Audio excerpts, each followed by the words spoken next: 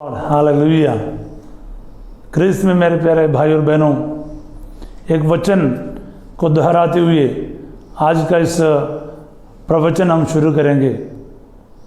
स्तोत्र संख्या 25 साम 25 वर्स 3 तीसरा वचन। जो तुझ पर भरोसा रखते हैं वे कभी निराश नहीं होते। जो तुझ पर भरोसा रखते हैं वे कभी निराश नहीं होते। निराश वे होते हैं जो अकारण तुझे त्यागते हैं। निराश वे होते हैं जो अकारण तुझे त्यागते हैं। जो तुझ पर भरोसा रखते हैं वे कभी निराश नहीं होते। Praise the lord, praise the lord, hallelujah.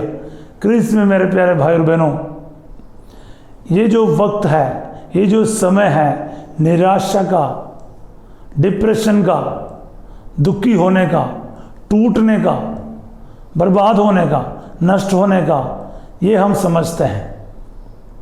पर वचन क्या कहता है? वचन में ये लिखा है, जो तुझ पर है प्रभु, जो तुझ पर है ईश्वर, है यीशु, जो तुझ पर भरोसा रखते हैं वे कभी निराश नहीं होते।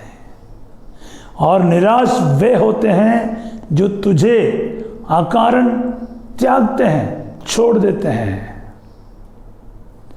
पिछले दिन ये वचन मुझे बहुत आनंद दिया, क्योंकि हम में से अधिकतर लोग दुखी हो जाते हैं, टूट जाते हैं, क्योंकि सिचुएशंस तो ऐसा है, माहौल तो ऐसा है, परिस्थितियां ऐसा है। आपको पता है कि चारों तरफ मृत्यु है, संकट है, किसी के पास नौकरी नहीं है, किसी के पास पैसे नहीं है, आर्थिक समस्याएं हैं, किसी का तो प्रिजन नहीं रह गया है, पता नहीं कितने सारे परेशानियां हैं, बयान नहीं कर पाते हैं। दुख तो इतना ज़्यादा हो रहा है कि मतलब मरने को लगता है कि जीने का ही आशाएं ख़त्म हो जाता है। कुछ लोग अपने जीवन को ही ख़त्म कर लेते हैं। ऐसी परिस्थितियों में ये वचन मेरे सामने आया और ज़िंदा हो गया है। तो बोले तो मैं कोई और वचन पढ़ रहा था, 23वां स्तोत्र ग्रंथ पढ़ रहा था, और ये वचन मेरे नज़र में आया और ये ज़िंदा हो गया और मेरे सामने ये ज़िंदा होकर मुझे जीवन दिया। और इसलिए मैं आपके साथ इसको बांटना चाहता हूँ ताकि आपको भी जीवन मिले। आपकी परिस्थिति यूं ही बदल जाएगा, क्योंकि इस वचन में ऐसा सामर्थ्य है, इस वचन में जीवन है, क्योंकि ये ईश्वर का वचन है, ये मेरा वचन नहीं है। ये प्रभु ने कहा है, ये प्रभु की वाणी है, ये प्रभु की वाणी है, इसमें जीवन है। प्यारे भाई और बहनों, ये कुछ नई चीज़ मैं आपको नहीं बता रहा है, लेकिन मैं एक बात बताऊं, अगर आप टूटा हुआ हो आज, ये वचन आपको जिंदा करेगा। पिछले दिन मैं किसी को बता रहा था, कोई मुझे बता रहा था दुखी है, परेशान है, यानी गुस्सा है, गुस्सा, दुख, निराशा, ये सब घमंड के संतान है। अब घमंड क्या है? आप बोलेगा फादर मैं घमंड नहीं करता हूँ, मैं बहुत दुखी हूँ। मैं आपको कहता हूँ, आपका दुखी होने का कारण क्या पता है?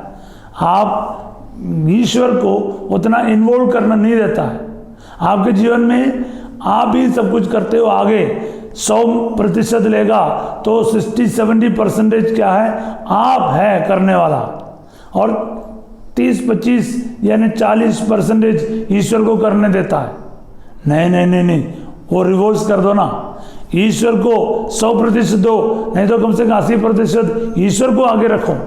20% आप हो, नहीं तो उतना भी छोड़ के 100% देगा, बहुत बढ़िया रहेगा। टोटल दे दो, पूरा दे दो, तो फिर आप दुखी नहीं रहेगा, क्योंकि करने वाला ईश्वर है। युद्ध प्रभु करेगा, लड़ाई प्रभु करेंगे, सामना प्रभु करेगा, शैतान का सामना करेगा, वो डर का सामना करेगा। आपको कोई चीज़ डरा नहीं पाएगा, आपको कोई चीज़ डिप्रेस नहीं कर पाएगा, निराशा बिल्कुल आपके आस पास भी नहीं भटकेगा, क्योंकि परमेश्वर आपके लिए युद्ध करता है। ये जीवित ईश्वर मेरे साथ है, ईश्वर मेरे साथ है। और एक वचन मैं बोलना चाहूँगा, वो है स्तोत्र 56 साम 56 उसका 10वां वचन वर्स 10। जिस दिन मैं तेरी दुहाई दूंगा, क्या है? जिस दिन मैं तेरी दुहाई दूंगा, उस दिन मेरे शत्रुओं को पीछे हटना पड़ेगा। उस दिन मेरे शत्रुओं को पीछे हटना पड़ेगा। मुझे दृढ़ विश्वास है कि ईश्वर मेरे साथ है। मुझे दृढ़ विश्वास है कि ईश्वर मेरे साथ है। फिर भाई बहनों, वचन में क्या ताकत है। जिस दिन मैं तेरी दुहाई दूंगा, the moment the day when I call you O Lord, ये उस पल, जिस पल मैं अपने ईश्वर का, मेरा यीशु का नाम लूंगा, उसी पल मेरे शत्रुओं को हटना पड़ेगा पीछे।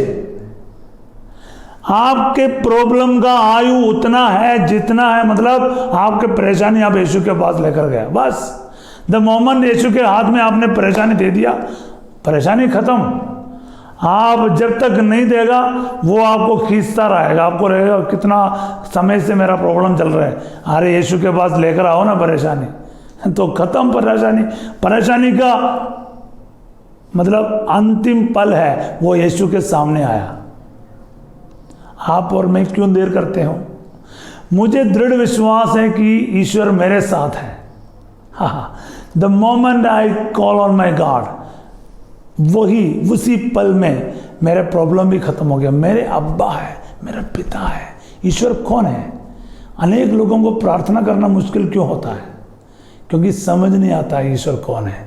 पिता है वो, मेरा पिता है, कभी नहीं छोड़ेगा, कभी नहीं त्यागेगा।